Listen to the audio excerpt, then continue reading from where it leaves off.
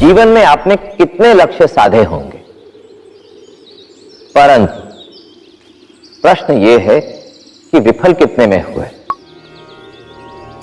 विफल होने पर मन में यह विचार अवश्य आता होगा कि परिश्रम किया, दृढ़ निश्चय रखा, तो फिर विफल क्यों हुआ।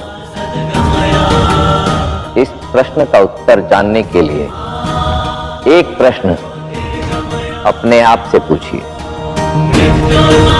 कि जिस योजना को लक्ष्य साधकर आगे बढ़े थे, उसका भान किसको था। पपीते के वृक्ष पर जब फल आते तो उसे कपड़े से ढक दिया जाता है।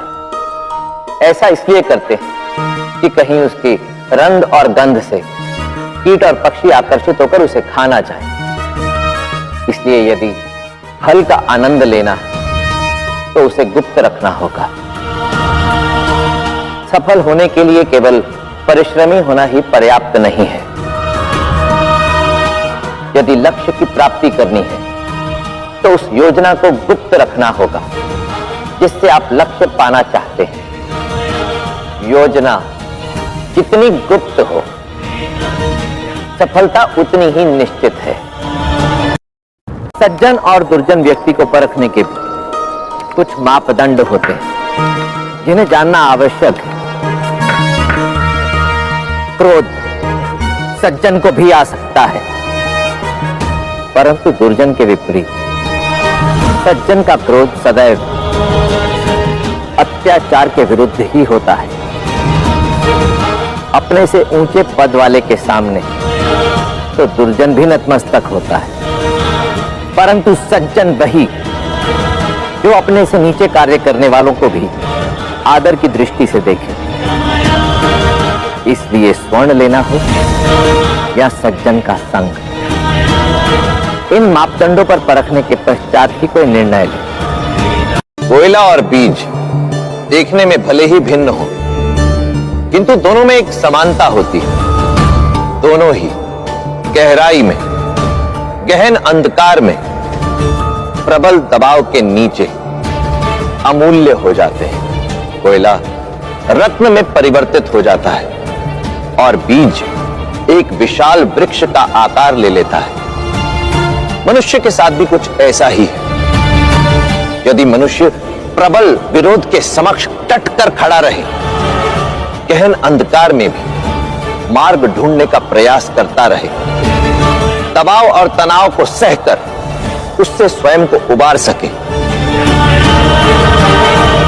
तभी महान कहलाता है। व्यक्ति को जीवित रहने के लिए सबसे अधिक आवश्यकता किस वस्तु की होती है? भोजन, जल अथवा श्वास देने के लिए वायु की? नहीं। सबसे आवश्यक यदि कुछ है तो वो है आशा।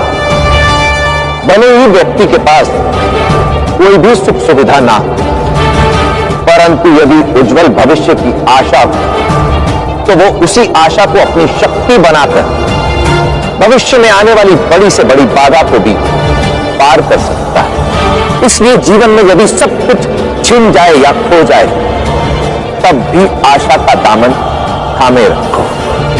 स्मरण रहे, आशा की एकमात्र किरण घने से घने अंधकार को मिटाने के लिए पर्याप्त होती है। कई बार हमारे संबंधों में कोई मनमुटाव आ जाए तो हम उन संबंधों को तोड़ना ही श्रेयस्कर समझते हैं। परंतु क्या यदि आपके हाथ या पांव आहत हो जाए तो क्या आप तब भी यही उपाय करते हैं? नहीं, आप उनका उपचार करते हैं, ना कि उन्हें काटकर अपने शरीर से फेंक देते हैं। इसी प्रकार संबंधों में भी यदि कोई मनमुटाव आ जाए या उलझन आ जाए तो उसे सुलझाना चाहिए। संबंध की डोर को ही काट नहीं देना चाहिए। स्मरण रहे, संबंध भी हमारे शरीर की भांति ही होते हैं।